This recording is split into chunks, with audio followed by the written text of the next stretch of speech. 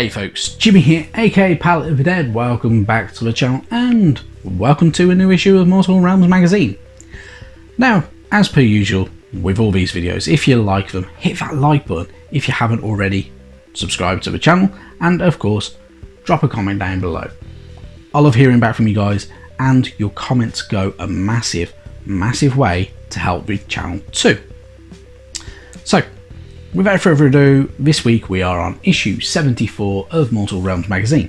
That means we're only about 6 issues away from the very end of the magazine, but that does also mean that we're about 6 issues away from the beginning of Warhammer 40k Imperium.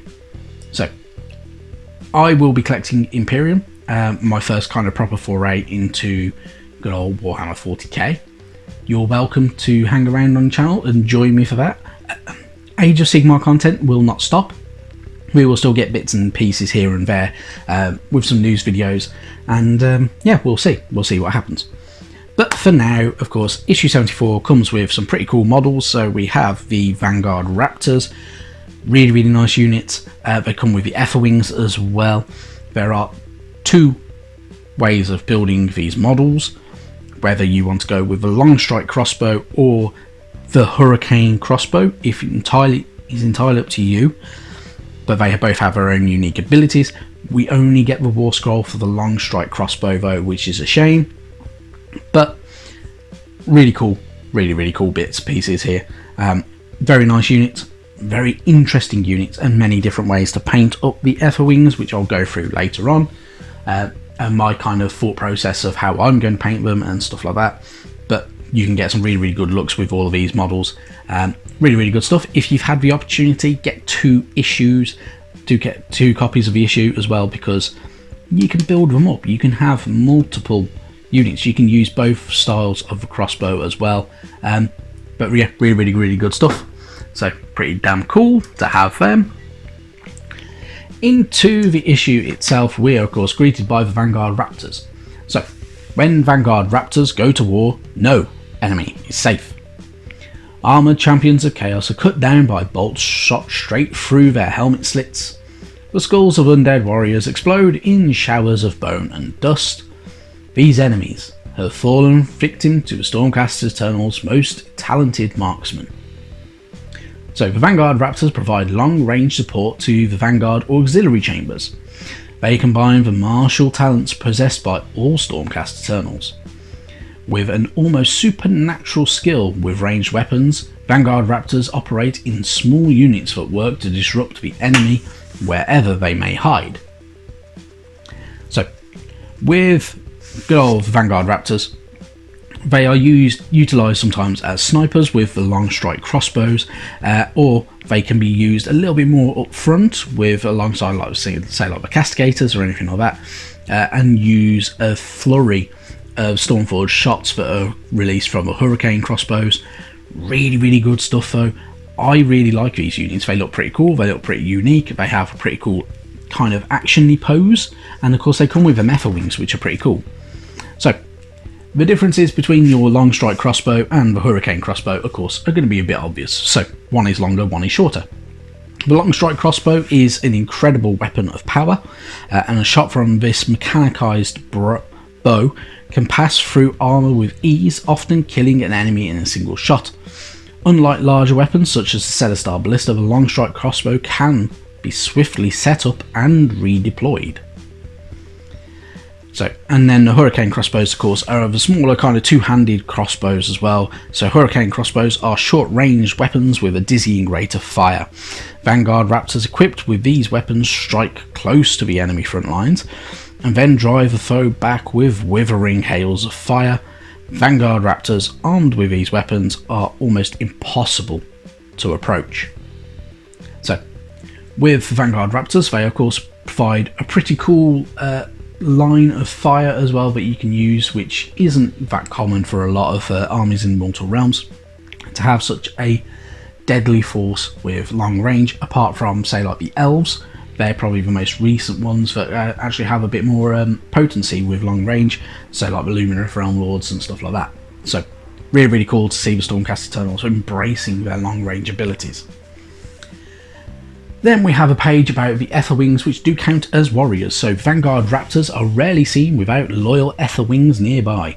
These Azyrite hunting birds are deadly companions who swoop down upon enemies who approach Vanguard Raptors, tearing out eyes and raking at faces with their razor talons.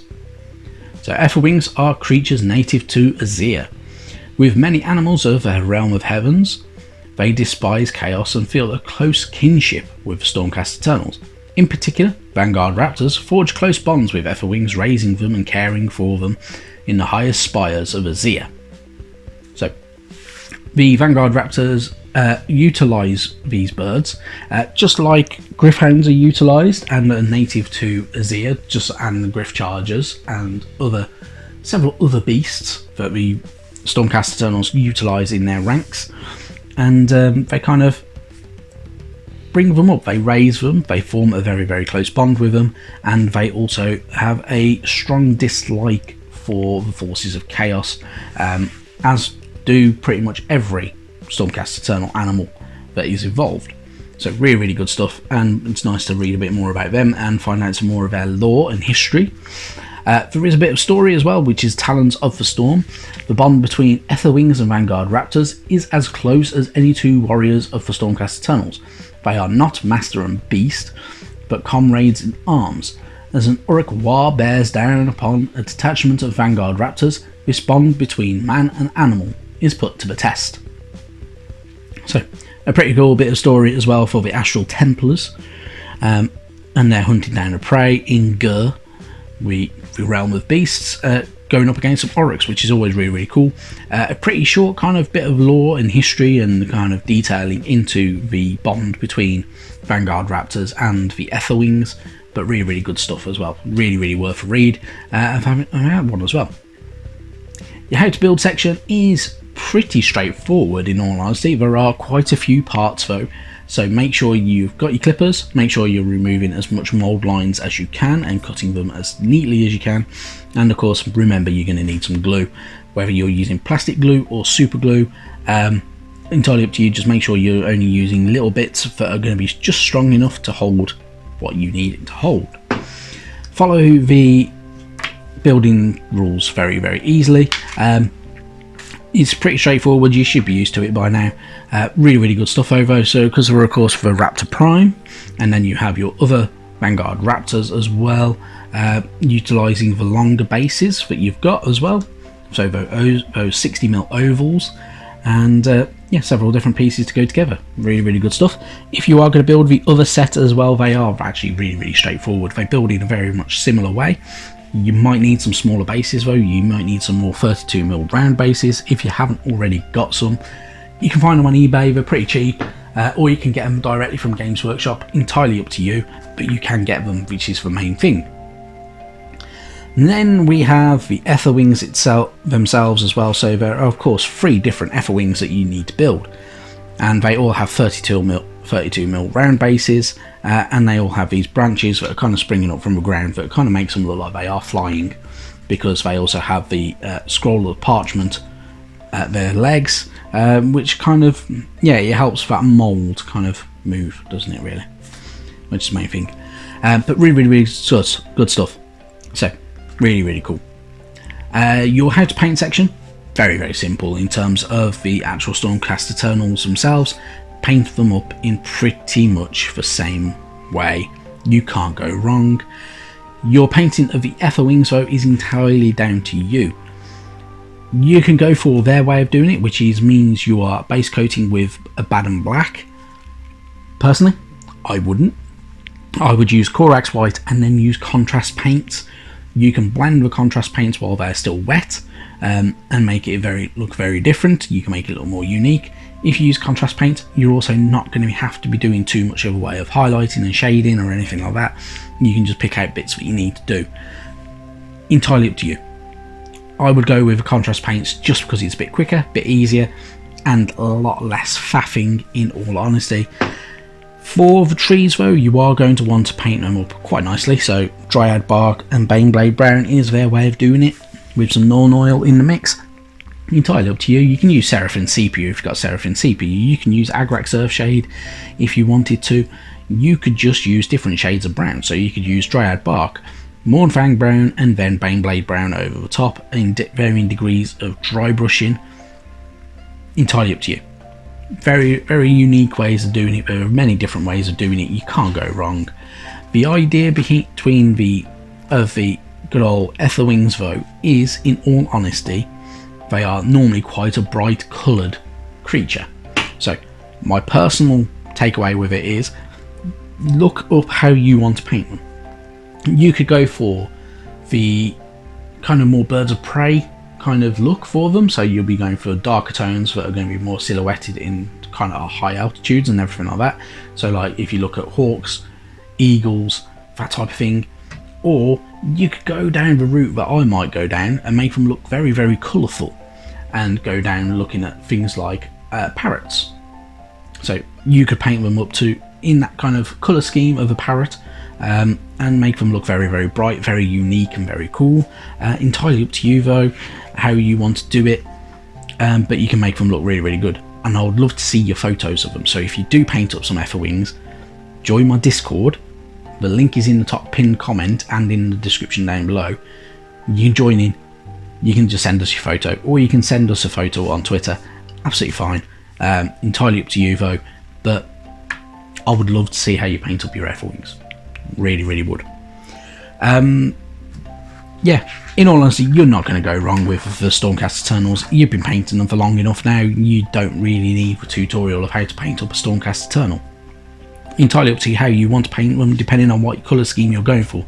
So mine will be fitting in with the lines of Sigmar, and as much as possible. Your basing though, you are going to want to make bases stand out. They're just using skulls on top of the Stirland mud. Get some tufts of static grass. You can get them, they're not super expensive, depending on where you're buying them from really. If you've got a local model shop, you can get them pretty cheap from there normally. If you're buying them online, sometimes they're up and the prices can be up and down, but you can find some really cheap places that do them. A tuft, at least one on them longer bases especially, at least one tuft of static grass makes it stand out so much better. Makes it look really, really good, and gives it a bit more of a unique feel as well. So, but entirely up to you how you want to do it. But do use the skulls. The skulls do look really, really good when you utilise them in the correct manner. Your War Scrolls, so you've got your Vanguard Raptors and the Aetherwing War Scrolls. Very, very simple. Very, very easy to utilise. Their range and abilities is pretty cool. So the range of the long strike crossbows is 24 inches, which is pretty decent. I haven't got the War Scroll for the the Hurricane crossbow, but really, really good stuff. It is going to be a lot shorter, and I will try and find one and put it on screen now if I can. Who knows? Your battle plan is Linebreaker, so you have got a lot more to pick out with this one. So you're using 3 choices from the Heroes list and then 5 choices from the Nighthaunt Troops list, going up against the same number of Stormcast Eternals. You are literally utilising, you have a lot of space for your Nighthaunt, using all 4 mats and kind of surrounding your Stormcast territory, and it is literally you fight until the 5th round, and the player with the most units in the Nighthaunt territory at the end of the game wins. If the players have the same number of units, the player with the most units on the table will win. So this could play very, very nicely into the good old Nighthaunt hands. So you have the kind of ability to kind of just dick around if you are the Nighthaunt player and not move too much out of that 6-inch range from the edge of the game mat. And the Stormcast Eternals, you need to get into that range. So entirely up to you how you want to do it. But yeah, you can kind of play it how you want, but a very, very good one. Pretty interesting as well. Next week, of course, we're on issue 75, and yeah, the start of the Mortis engine. So the Mortis engine, the model itself, is going to be arriving over the next 3 issues. So you have 75, 76 and 77. Issue 78 is actually the bases, so the large base for the Mortis engine, and you will also get the base for the Celestant Prime, which is coming in 79 and 80. Really good stuff. I'm pretty sure they'll fill out the magazine with more of the kind of the lore and everything like that during these Mortis engines, because they won't have all of the building instructions for the entire model or the whole painting sets or anything like that. So they will spread it out a bit more, and you'll get more lore, which is a really good bit about the magazine, because if you like your lore and kind of delving deeper into the realms, that is what you're kind of looking for, really. But the Mortis engine is a bit of an old school unit, but he does look pretty cool. He's got the Necromancer stud in that kind of throne palanquin that is riding on top of the spirits, which is a bit unusual and very cool. Really good stuff though. The Mortis engine does make a couple of others, so entirely up to you if you wanted to get extras of that. I'm not going to be. I'm just literally going to do the Mortis engine and not spend too much money on it.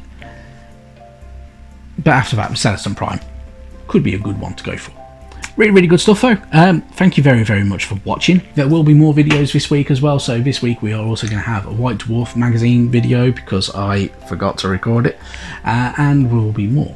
So very good stuff to look forward to. Thank you very much for watching, and I'll catch you next time. Bye bye now.